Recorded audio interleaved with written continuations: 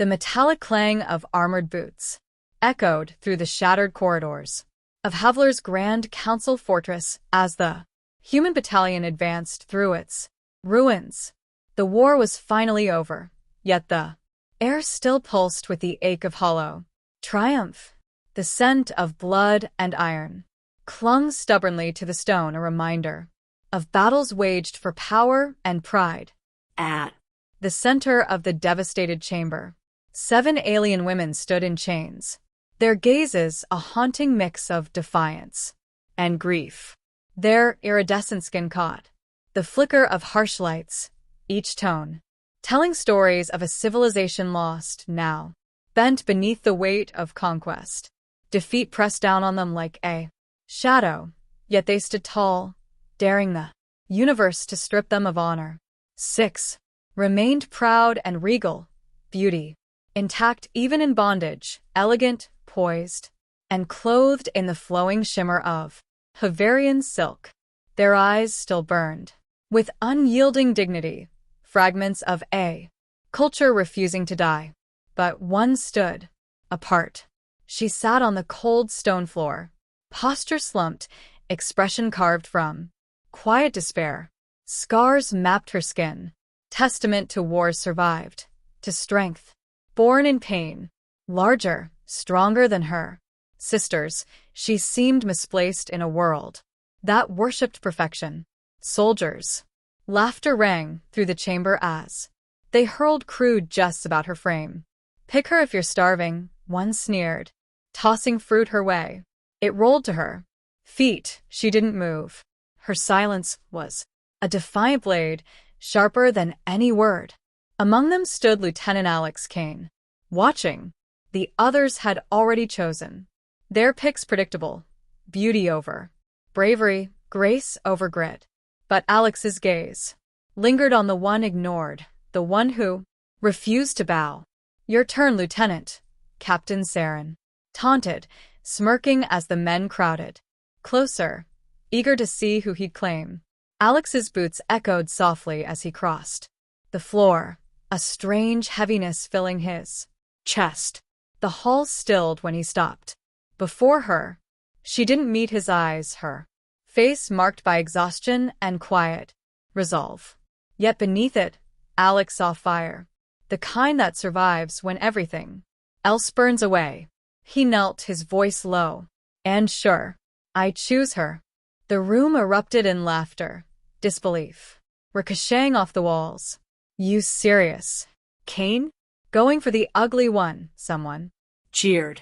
But Alex didn't waver. His gaze stayed locked on hers. "What's your name?" he asked softly.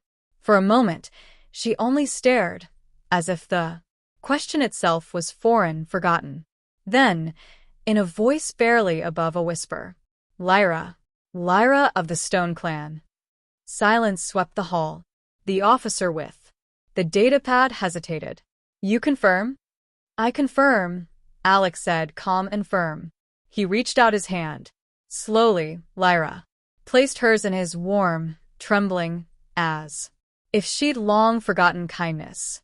She rose, unsteady but proud once more, towering above him by a full head, her muscles tensed with the memory of countless battles fought just to survive. The etchings of struggle, of grief, and fragile hope lined her face, a living map of a life carved by war. Before they could move, a blaring siren shattered the silence. "Emergency breach. Detention. Violation." A voice crackled through the intercom, snapping both Alex and Lyra back to reality. Chaos erupted. Soldiers rushed in every direction, shouts echoing off the metal walls. Alex's pulse spiked. He didn't know why, but an unshakable urgency took hold of him. Lyra's face, drained of color, fear colliding with resolve. "My sister. She's in detention." Her voice trembled. "She's only 10 cycles. They'll take her, please." Without a word, Alex grabbed her hand, pulling her through the pandemonium. Despite her powerful frame, Lyra moved with startling speed, breath ragged, determination blazing through exhaustion. There was no going back now. She'd made her choice, and Alex had, too. Together, they raced toward the detention wing. Minutes later, they burst into the holding block. 3 armed guards stood before a cell where alien children huddled together, weeping softly. Lyra's gaze snapped to a small shape in the corner. Her heart seized. "Kara," she whispered, voice cracking. "I'm here." The little girl looked up, eyes wide, then ran into her arms. Lyra lifted her, clutching her tightly, whispering words of comfort in her native tongue. The guards hesitated, uncertain then, raised their rifles. "You're breaching protocol," one barked. "You have no authority here." Alex stepped forward, jaw set. "I do," he said firmly. "She's under my command. Now, you'll stand down." The lead guard sneered, training his weapon on Alex. "Big mistake, soldier." The air thickened with tension. Lyra held Kara close, her arms trembling but unyielding. Alex glanced at her, meeting her eyes. "You chose me," she whispered, voice fragile but fierce. "You chose us." "I did," Alex said quietly, "because I saw something worth saving." As they left the cell block, the jeers and laughter of soldiers gave way to uneasy silence. Word spread quickly. Lieutenant Kane had defied command. His career was finished and he knew it, but for the first time he understood what honor truly meant. He hadn't saved a prisoner. He'd saved a family. Days later, Alex was summoned to the council chamber. The alien delegates sat in cold judgment, their leader Iora fixing him with a piercing stare. "You defied the rules," she said, voice measured. "You chose the broken one, the one we deemed unworthy. Compassion has its price, Lieutenant."